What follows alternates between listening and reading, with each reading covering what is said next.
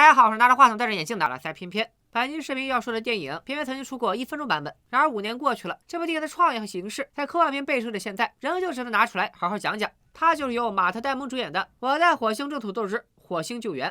小白是一名美国宇航员。最近，他所在的火星小队正在执行勘探火星物质的任务。除小白之外，小队还有5名成员。我主要介绍大家比较脸熟的2位：队长劳模姐和美队的好兄弟巴基。这天，小白像往常一样，在一望无际的火星平原上铲土，而火星气候多变，强风暴突然来袭，火星小队不得不迅速撤离。队员们在一片乌漆麻黑中被风暴吹得东倒西歪，朝飞船走的每一步都迈得相当艰难。小白最惨，他直接和飞船零件一起被风暴吹出了3里地。在如此恶劣的情况下，队长和队员们还是没有放弃小白，他们坚持到最后1秒，直到航空飞船侧翻损毁之前。劳模姐不得不承认，风暴的威力如此生猛，安全系统又检测到小白的宇航服破损，小白99%凶多吉少。万般无奈之下，劳模姐只能下令返航。没过多久 ，NASA 局长对媒体宣布，小白在火星行动中意外殉职。小白当然不会轻易凉凉，除去99%的凶多吉少，他抓住了1%的死里逃生。小白在剧痛中醒来，发现自己的腹部被刺穿，他赶紧回到之前搭建的航天基地，简单的处理下伤口。这是小白到达火星的第19个太阳日，也是他独自在火星求生的开端。太阳日以太阳离去2次，经过地球的同一子午线为基准，每2次是为1昼夜，和地球上的1天是一个意思。小白无法和外界取得联系，所以他决定用基地的摄像装置录下独属于自己的火星日记。如果他没能活下来，火星日记至少能给后人提供点参考。小白对着镜头说：“航空基地并不是绝对安全的，制氧机坏了，他会窒息而死；居住舱坏了，他会内脏破裂。如果啥都没坏，他也可能活活饿死。”而据小白所知 ，NASA 在派人来火星，最快也要等到4年后。小白没时间消沉，他决定自救。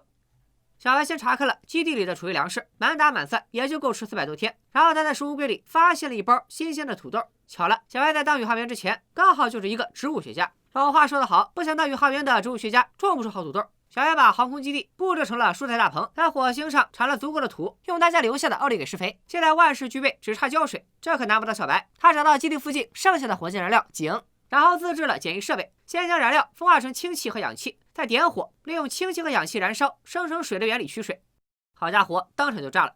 小白大意了，就算设备封闭的再好，他一呼一吸之间也带着氧气，氧气有助燃的效果，这波炸的一点也不冤。好在1回生2回熟，小白第2次全副武装，重新点燃设备，真的生成了足够的水。10几天后，土豆发芽了。有人会问，小白天天吃土豆会不会营养不良？我来解释一下。首先，土豆本身是非常有营养价值的。其次，基地里储备着充足的维生素和蛋白质。小白最缺的其实是大家都想燃烧掉的卡路里。有了充足的土豆保障，小白决定做更长远的打算。他要去往4年后下一波宇航员降落的地点等待救援。可下一个降落点离他足足有3200公里，正常开车也需要40小时。小白该用什么办法前往呢？火星小队还留下一辆耗电的探测车，探测车开满35公里就得充电。也就是说，小白要到达降落点至少要50多天。火星夜间气温极低，小白开暖风就开不动车，不开暖风就会被冻死。探测车耗电太快，又成了新问题。没办法，小白只能挖出小队埋在地里的放射性同位素温莎发电器。一听到放射性3个字，大家应该就能意识到有多危险。发电器如果坏了，造成核泄漏，小白立刻死翘翘。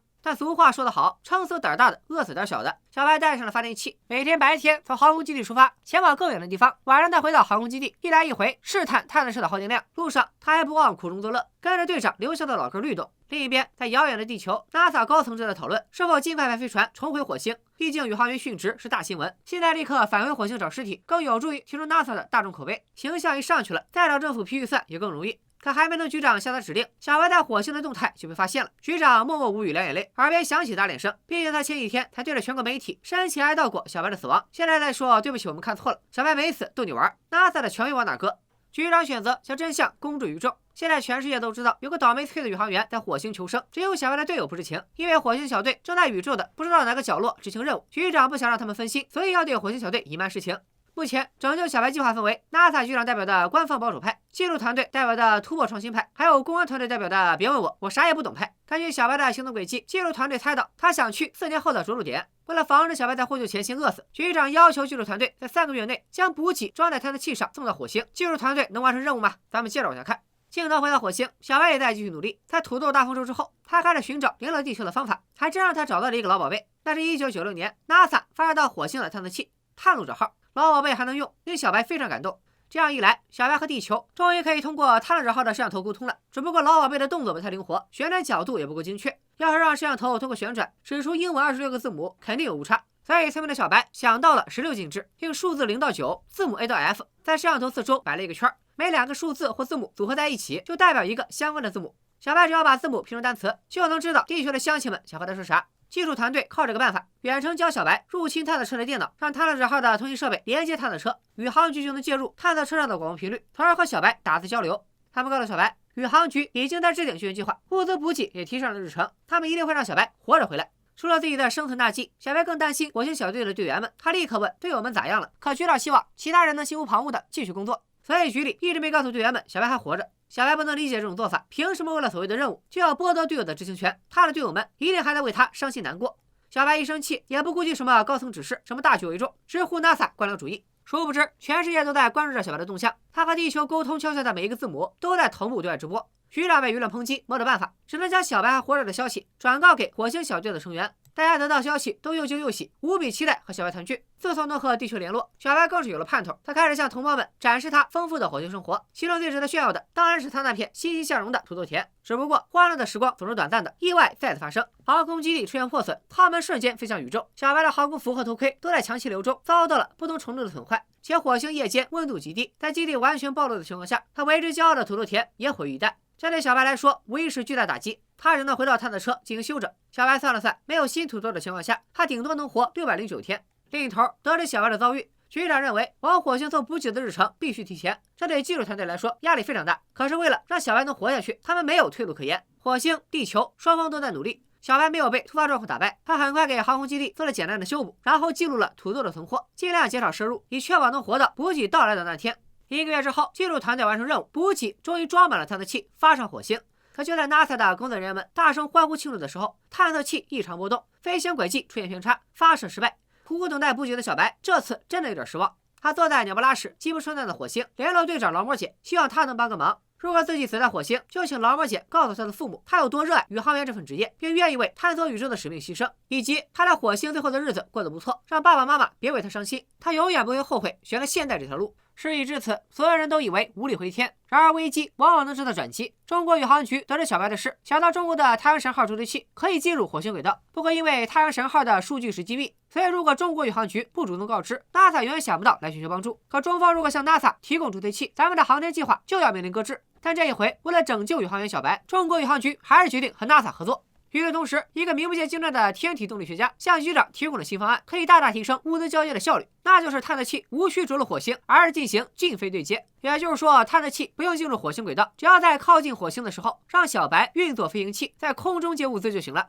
这种做法以前从来没有尝试过，风险也很大。万一小白上天的位置和探测器正好错开咋办？这回可真不一定有下次了。局长一时不能拍板，于是另一个更大胆的方法诞生了。记录团队提出，让火星小队执行完现在的任务以后，再绕个路去火星接小白。这个方法可行是可行，但绕路去火星可不是绕路去村口，绕一回就要在太空多待533天，而且不管是探测器升空，还是火星小队绕路，都需要用到太阳神号助推器。所以 NASA 只能选择其中一个方案。局长不想为了一个人冒险失去整个队伍，他坚持使用第一个方案。可他的下属早觉得局长过于保守，便将第二个方案匿名发给了火星小队。如果火星小队决定去营救小白，就要再推迟533天回家。最可怕的是，一旦出了什么差错，很有可能团灭。劳模姐不想勉强队员，只有大家都同意的情况下，她才会冒这个险。营救小白的任务全票通过，劳模姐联系上小白，制定了一个初步对接方案。NASA 每次执行登陆火星计划前，都会提前好几年做准备，将一些设备发送到指定地点。之前提到过，未来最近的一次任务在4年后执行，而任务所要使用的飞行器已经提前发送到火星了。小白只要前往飞行器所在的位置，乘坐飞行器和队友在空中汇合就行了。这计划过于完美，局长想不配合也不行。火星小队随后修改了飞行轨道，等待中国的太阳神号到位。太阳神号发射成功，与飞船衔接。在太阳神号的推动下，队员们绕路几百天后，小白也踏上了回家的征程。长期吃不饱的小白瘦骨嶙峋，胡子拉碴，可由于他动手能力强，所以这段时间除了吃不好，什么都挺好。在火星居住的第461个太阳日，他整装待发，前往飞行器所在的地点。3200公里的路程，因为时不时要停下来给探测器充电，小白走走停停，龟速前进。不过他一想到马上就能回家，回到地球，再漫长的路也不值一提。第517个太阳日 ，NASA 的救助团队又有了新挑战：飞行器必须减重，否则小白很可能飞不到指定位置，就在半路掉回火星。为了去掉不必要的重量，飞行器里的通讯设备、控制面板都得扔，原本的顶棚也得换成帆布材质。这条件不比睡在大棚好多少。许多人都担心，万一小白在升天的过程中真的升天了咋办？小白却并不在乎。第538个太阳日，小白登陆了飞行器，按技术团队的要求，他扔了飞行器中的大部分设备以及天花板。第561个太阳日，因为小白乘坐的飞行器也是由飞船内的队友远程操控，小白几乎什么忙都帮不上，所以队友们已经模拟了无数次行动流程，劳模姐要保证万无一失。接下来，小白在他的车上吃完最后一颗土豆就要出发了。小白知道全世界都在关注着他，所以他简单处理了乱糟糟的胡子和头发，踏上了飞行器。时隔561个日日夜夜，小白终于听到了熟悉的声音。劳模姐亲切地和他打招呼，并说一切准备就绪，小白马上就能回家。小白强忍着激动的泪水，回应着队长的指示。经过10秒钟倒数，飞行器终于发射了。小白在急速升空的过程中晕了过去。火星小队驾驶的飞船也在此时耗尽了燃料，临门一脚又出事故，飞船和飞行器距离太远了，负责接应小白的巴基根本够不着小白，而且两者的对接速度高达每秒42米，没被改造过的巴基实在跟不上这个速度。还好经过短暂的慌乱，小白醒了。小白想到了一个妙招，只要在他的手套上戳个洞，他就能用泄漏的气体当助推器朝队友的飞船飞过去，成为钢铁侠、火星分侠。老板在听完就关掉了连接陆地的信号。小白的办法虽然中二，但给了他一个新思路，用气体当推力，不用非得戳小白，只要将内舱封锁住，保证队友们不受影响，然后炸开后侧飞船的舱门，就能用气体将整个飞船推向小白。这个方案即便和组织汇报也相当危险，可劳模姐已经没有其他选择了。他恢复通讯，和总部简单汇报了操作流程，并且为了巴基的安全，他决定亲身上阵。Activating panel 41. 但是爆炸制造的强气流并没使飞船靠近飞行器太多，没办法，小白还是得当一回钢铁侠。他戳漏手套，飞向劳模姐。只不过他也是头一次当超级英雄，没能掌握好距离和速度。混乱中，小白与劳模姐擦身而过。万幸，小白抓住了劳模姐身后的牵引绳。将近600个日日夜夜，在无数人的努力、无数人的期盼下，小白终于回到了地球。